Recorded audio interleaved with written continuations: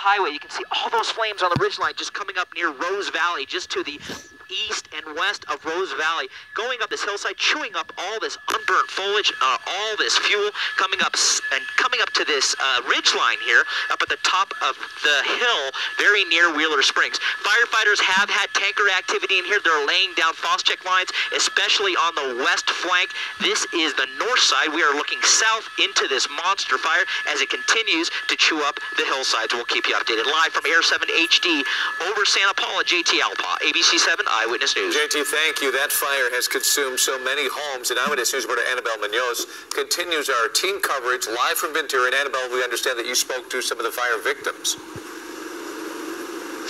We did, David, and let me just show you where we are. We're on Ondolando, and you can see behind me. Let me start counting with you. 1, 2, 3, 4, 5, 6 properties that were burned in this fire. And just on the other side of this, we have some video for you. We drove down Colina Vista here in Ventura, and during that short drive, I counted about 26 homes that were now rubble. There are a few houses in between that are still standing and appear to be in okay condition, but it's definitely one of the areas hardest hit by the Thomas Fire. We met one woman who was making a 2-mile walk to her home because residents have not been allowed back in. Hema Walk says some of her friends lost it all after leaving with only the clothes on their backs. She took us around her home, countertops covered in ashes, damaged ceilings and walls, but her house is still standing, and Walk told us just how grateful she is for that and how much she feels for everyone coming back to a very different situation. I consider myself very lucky to have something to put back together and clean, and it's a hassle, of course, but I mean, to be in a different situation,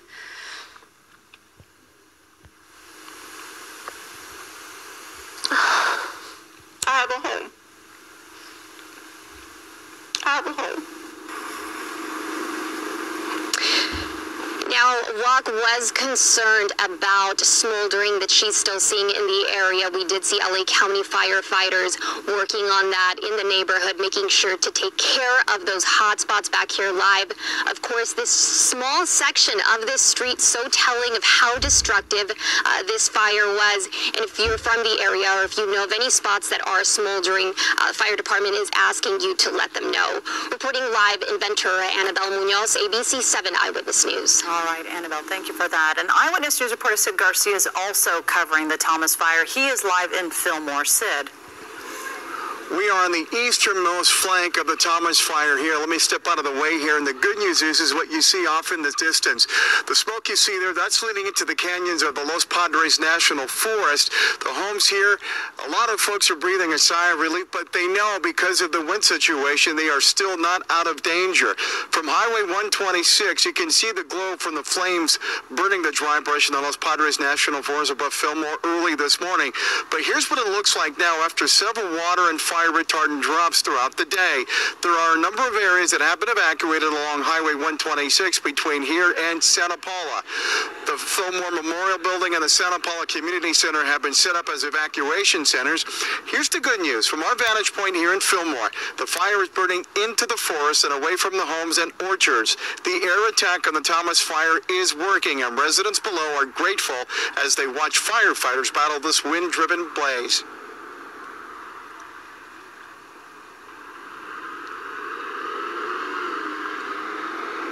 Doing good. There's a few times when me and the neighbors, we got a little nervous because we had a flame shooting up about 25, 30, up to maybe 40 feet up in the sky, especially when those winds were blowing towards the west. And mainly at night when the helicopter stopped dropping water, that's when it got a little scary. And here's the good news. The wind isn't that heavy, but folks who have been living in this particular neighborhood that's about 17 to 20 years old, this isn't the first time they've had to deal with fires like this, but they all tell me this is the worst wind event they've ever experienced, and they know if the winds shift, the fires could come back and threaten their homes once again. So nobody's taking it easy right now. They're still watching and hoping that full containment will come soon. Reporting live in Fillmore, I'm Sid Garcia, ABC 7 Eyewitness News. Yeah, we're hearing that from a lot of folks, and thank you for that report. In the meantime, Air 7 is going to stay on top of the Thomas Fire. That is a live picture from Air 7. This thing continues to really move. We're very concerned. We'll have new reports of that. In the meantime, we're going to shift our attention. The situation is just as dire to our south, where the lilac fire is burning people and horses out of their homes. Eyewitness News reporter Greg Lee is following developments live in Bonsall. And Greg, what's the latest? Yeah, David, this fire...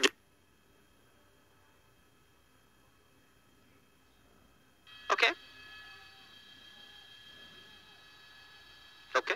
Hopefully next report will be a little smoother. We're kind of getting stuff late, so we did the best we could, but...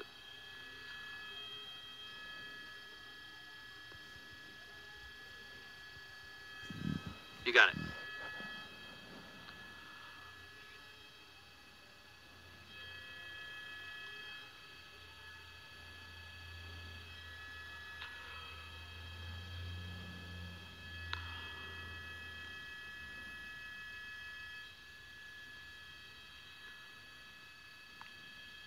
Wow, look at that fire burning downhill. That's crazy. That's a steep cliff, too.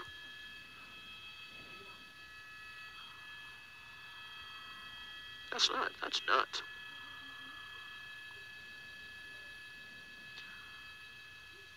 Something's wrong with my altimeter. It says we're at 10,800 feet. That's crazy. Oh, man. I don't like that.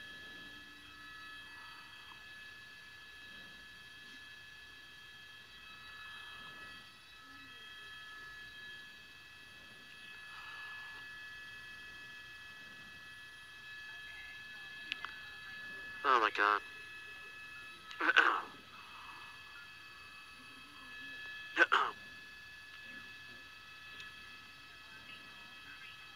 Yeah, look at that. Hey, do me a favor. Grab that.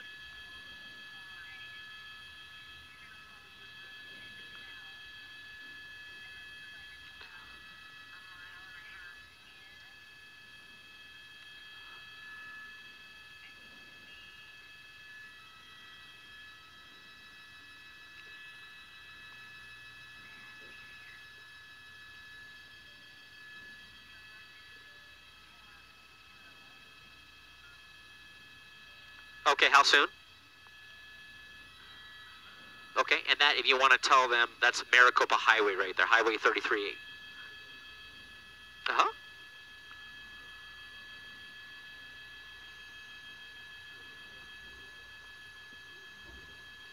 Cresting the ridgeline. Wow.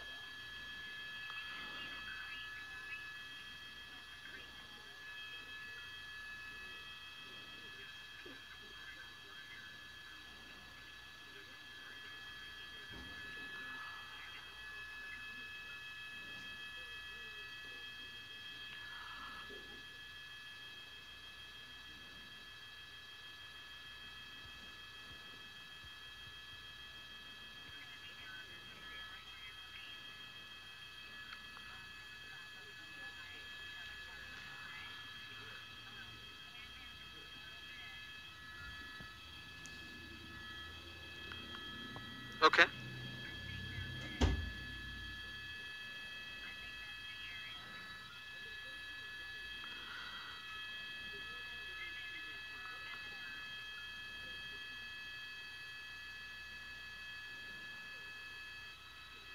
Now grab that for me. Thanks, man.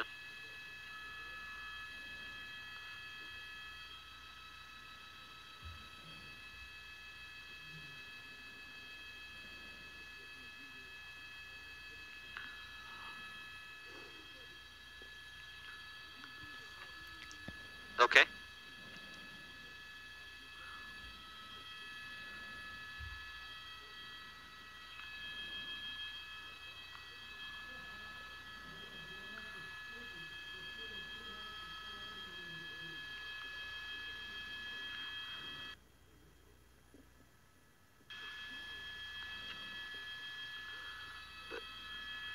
Are we live?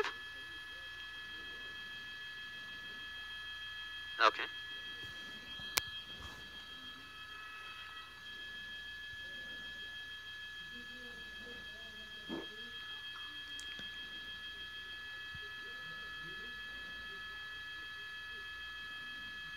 Okay.